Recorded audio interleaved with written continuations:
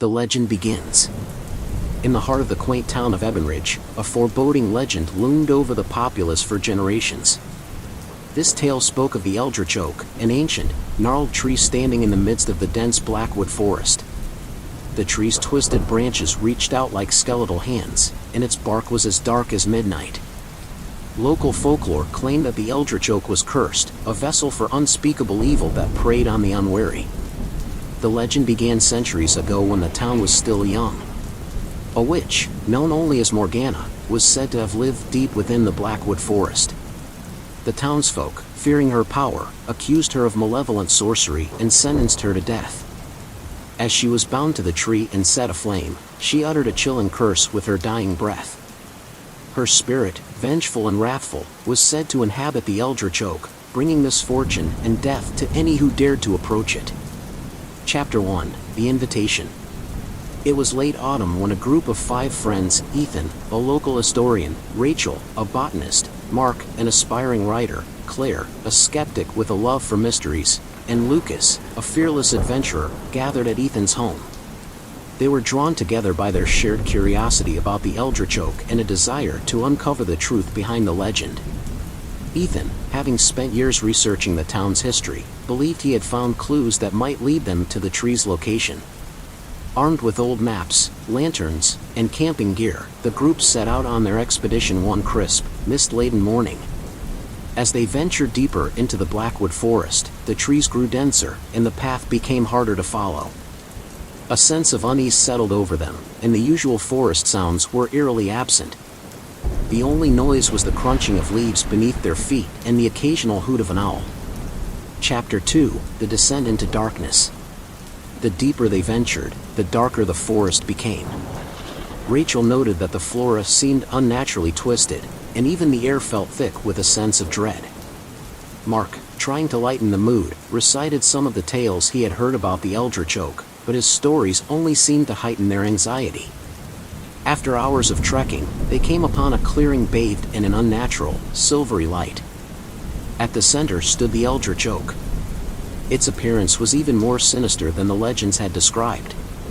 The tree's bark was cracked and blackened, its branches twisted grotesquely towards the sky.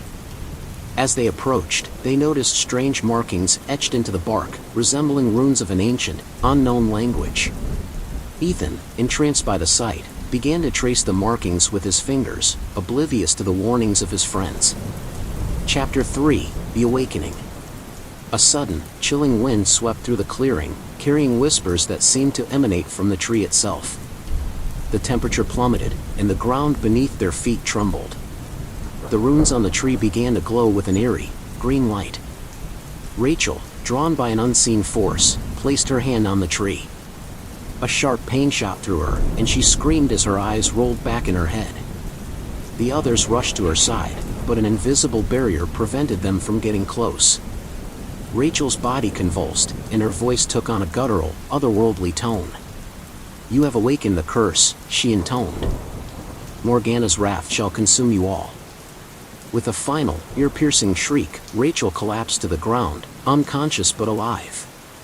The barrier dissipated, and the friends hurried to carry her away from the cursed tree. As they retreated, they could feel the malevolent presence of Morgana watching them, seething with anger.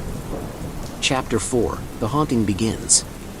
They set up camp a safe distance from the clearing, tending to Rachel, who remained in a deep, unnatural sleep. Night fell, and an oppressive silence enveloped the forest. Despite their exhaustion, none of them could sleep, each haunted by visions of the tree and Morgana's vengeful spirit. Ethan, unable to shake his guilt for leading them to the tree, pored over his notes, searching for a way to break the curse. Claire, ever the skeptic, tried to rationalize their experience but found herself at a loss for an explanation. Mark, inspired and terrified by what he had witnessed, began documenting their ordeal, his hands trembling as he wrote. Lucas, standing watch, noticed strange shadows moving just beyond the firelight. He called out, but there was no response. The shadows grew closer, and he realized with mounting horror that they were not cast by any living creature. They were the spirits of those who had fallen victim to the curse over the centuries, their faces twisted in agony. Chapter 5: The Descent into Madness. As dawn approached, Rachel finally awoke, her eyes filled with terror. She spoke of visions she had seen while unconscious, visions of Morgana's death, her curse, and the countless souls trapped within the tree. She warned that they must leave the forest before it claimed them all. But as they prepared to depart, they found their path blocked by a dense wall of fog, impenetrable and disorienting. No matter which direction they turned, they found themselves back at the clearing, the eldritch oak looming menacingly before them. Days turned into a nightmarish blur.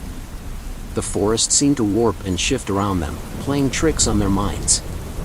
They were tormented by hallucinations of monstrous creatures and the anguished cries of the cursed souls. Their supplies dwindled, and the boundary between reality and nightmare grew increasingly thin. Chapter 6: The Pact. Desperate and on the brink of insanity, Ethan proposed a radical solution. He believed that the only way to escape the curse was to confront Morgana's spirit directly and seek her forgiveness. The others, though skeptical, agreed, seeing no other way out. They returned to the Eldritch Oak and began a ritual to summon Morgana, using the knowledge Ethan had gleaned from his research. As they chanted, the ground shook, and the air grew thick with an oppressive energy. Morgana's spirit manifested before them, a spectral figure wreathed in shadow and flame. Her eyes burned with an unholy light as she regarded the intruders. "You dare to summon me," she hissed, her voice echoing with the pain of centuries. Ethan stepped forward, his voice trembling but resolute. "We seek to end the curse, to free the souls trapped within the tree. Please, grant us your forgiveness." Morgana's laughter was a sound of pure malevolence. "Forgiveness? You seek what you do not deserve. But perhaps a pact can be made." She proposed a terrible bargain. One of them must willingly offer their soul to the tree, taking Morgana's place and bearing the curse for eternity. In exchange, the others would be allowed to leave the forest unharmed. Chapter 7: The Sacrifice. A heavy silence fell over the group as they weighed the dreadful choice. Each of them grappled with their own fears and guilt. Finally, it was Lucas who stepped forward, his face pale but determined. "I'll do it," he said. "I'll take her place." The others protested, but Lucas insisted. "It's the only way. We can't all die here. Someone has to end this." Morgana's spirit smiled, a cruel, satisfied grin. She gestured for Lucas to approach the tree. As he placed his hand on the bark, the runes began to glow once more, and a dark energy enveloped him. Lucas's body convulsed, and his eyes turned black as the curse consumed him. The ground shook violently, and the air was filled with the screams of the tormented souls being released from the tree. Chapter 8: The Escape.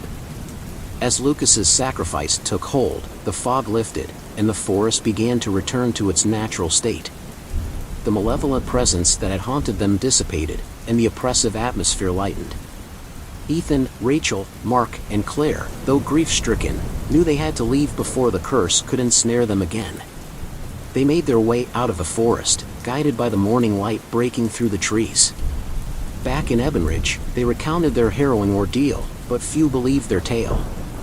The Eldritch Oak remained, its dark history known only to those who had faced its wrath and survived. Years passed, and the story of the Eldritch Oak faded into legend once more.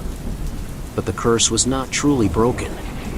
Lucas's sacrifice had merely contained it, and the malevolent spirit of Morgana still lingered within the tree, waiting for the next group of unwary souls to awaken its wrath. The townsfolk of Ebonridge, though skeptical, could not ignore the unease that settled over the town each autumn. They spoke in hushed tones of the strange disappearances and the chilling whispers that echoed through the Blackwood forest at night. The Eldritch Oak stood as a grim reminder of the darkness that lurked just beyond the edge of the known world, a testament to the price of curiosity and the unending cycle of the curse.